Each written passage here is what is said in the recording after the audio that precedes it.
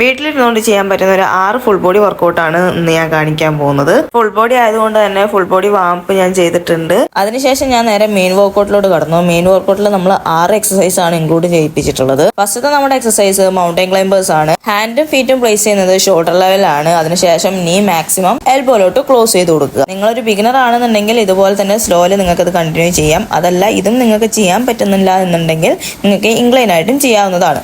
നിങ്ങളൊരു ഇന്റർമീഡിയറ്റ് അല്ലെങ്കിൽ അഡ്വാൻസ് ആയിട്ടുള്ള ആളാണെന്നുണ്ടെങ്കിൽ ഇത് ഫാസ്റ്റ് ആയിട്ട് ചെയ്യുന്നതായിരിക്കും ഒന്നും കൂടെ എഫക്റ്റീവ് ആവുക. 4 സെറ്റ് ആൻഡ് 20 റെപ്പിറ്റേഷൻ ആണ് നമ്മളിത് ചെയ്യുന്നത്. നമ്മുടെ രണ്ടാമത്തെ എക്സസൈസ് വരുന്നത് കിക്ക് ത്രോ ആണ്. അതിന്റെ പൊസിഷൻ വരുന്നത് ഇതുപോലെ മുട്ടുകുത്തി നിന്നതിന് ശേഷം നീ ഒന്ന് ജസ്റ്റ് ലിഫ്റ്റ് ചെയ്ത് കൊടുക്കുക. റൈറ്റ് ഹാൻഡ് ലിഫ്റ്റ് ചെയ്യുന്ന ടൈമിൽ ലെഫ്റ്റ് ലെഗും ലെഫ്റ്റ് ഹാൻഡ് ലിഫ്റ്റ് ചെയ്യുന്ന ടൈമിൽ റൈറ്റ് ലെഗും ബോഡിക്ക് വെർട്ടിക്കൽ ആയിട്ട് കൊണ്ടുവരിക. ഈ ഒരു എക്സസൈസ് നമ്മുടെ കോറിനെ എൻഗേജ് ചെയ്യിപ്പിക്കുന്നുണ്ട്, അതുപോലെ തന്നെ ലെഗിനെ എൻഗേജ് ചെയ്യിപ്പിക്കുന്നുണ്ട്, അതുപോലെ നമ്മുടെ ഹാൻഡിനും ഷോൾഡറും എല്ലാം എൻഗേജ് ചെയ്യിപ്പിക്കുന്നുണ്ട്. അതുകൊണ്ട് തന്നെ ഇത് നല്ലൊരു കോമ്പൗണ്ട് എക്സസൈസ് ആണ്. ഈ എക്സസൈസും 20 റെപ്പിറ്റേഷൻ ആൻഡ് 4 സെറ്റ് ആണ് നമ്മൾ ചെയ്യുന്നത്. മൂന്നാമത്തെ നമ്മുടെ എക്സസൈസ് വരുന്നത് വാക്കിംഗ് ലഞ്ചസ് ആണ്. ഫീറ്റ് ഷോൾഡർ വിത്ത് അപ്പാർട്ടിൽ പ്ലേസ് ചെയ്യുക, അതുപോലെ തന്നെ ഹാൻഡ് ഹിപ്പിലും പ്ലേസ് ചെയ്യുക, എന്നിട്ട് നേരെ ലഞ്ച് ചെയ്തിട്ട് വാക്ക് ചെയ്യുക. നമ്മൾ ഫീറ്റ് പ്ലേസ് ചെയ്യേണ്ടത് എപ്പോഴും ഡയഗണൽ ആയിട്ടാണ്.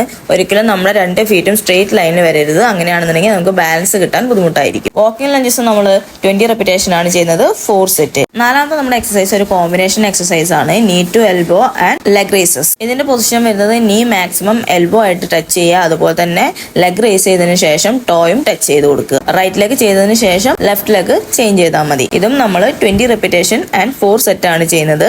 10 ആണ് ഈച്ച് ലെഗിലും ചെയ്യുന്നത്. അഞ്ചാമത്തെ നമ്മുടെ എക്സസൈസ് വന്നിട്ട് ഷട്ടിൽ റൺ ആണ്. ഒരു 5 മീറ്റർ ആണ് ഞാൻ എടുത്ത ഡിസ്റ്റൻസ്. അത് മാർക്ക് ചെയ്യാൻ വേണ്ടിയിട്ട് 2 ബോട്ടിലും വെച്ചു. ഫോർവേഡ് റണ്ണിങ് ആണ് ഞാൻ അവിടെ ചെയ്തിട്ടുള്ളത്. ആ മാർക്കിൽ പോയി ടച്ച് ചെയ്തു, അതുപോലെ തന്നെ റിട്ടേൺ വന്നിട്ട് ഇവിടെയും മാർക്കിൽ ടച്ച് ചെയ്തു. അതാണ് ഒരു റെപ്പിറ്റേഷൻ എന്ന് പറയുന്നത്. അങ്ങനെ 10 റെപ്പിറ്റേഷൻ ആണ് ചെയ്യേണ്ടത്. ആറാമത്തെ നമ്മുടെ എക്സസൈസ് വന്നിട്ട് സൂപ്പർ സെറ്റ് ആണ്. ഞാൻ നാരോ സ്കോട്ടും അതുപോലെ തന്നെ സുമോ സ്കോട്ടും ആണ് ഇൻക്ലൂഡ് ചെയ്യിപ്പിച്ചിട്ടുള്ളത്. Narrow squat 10 repetition and sumo squat 10 repetition ആണ് ചെയ്യുന്നത്. ഇതും നമ്മൾ 4 സെറ്റ് ആണ് ചെയ്യുന്നത്. നാരോ സ്കോട്ട് ചെയ്യുന്ന ടൈമിൽ ഫീറ്റ് ഷോൾഡർ ലെവലിന് കുറച്ച് ക്ലോസ് ആയിട്ടാണ് വെക്കേണ്ടത്. അതിനകത്ത് സ്കോട്ട് ചെയ്യുക. സുമോ സ്കോട്ട് ചെയ്യുന്ന ടൈമിൽ നമ്മുടെ ഫീറ്റ് ഷോൾഡർ വിട്ടിനും കുറച്ചുകൂടെ വൈഡ് ആയിട്ടാണ് പ്ലേസ് ചെയ്യേണ്ടത്. അതിനകത്ത് നമ്മൾ നോർമലി ചെയ്യുന്ന സ്കോട്ട് ചെയ്യുക. ഇതിന്റെ ഇൻബിറ്റ്വീൻ റെസ്റ്റ് ഒന്നും വരുന്നില്ല. ഈ ഒരു 20 റെപ്പിറ്റേഷൻ കഴിഞ്ഞതിന് ശേഷമാണ് റെസ്റ്റ് വരുന്നത്.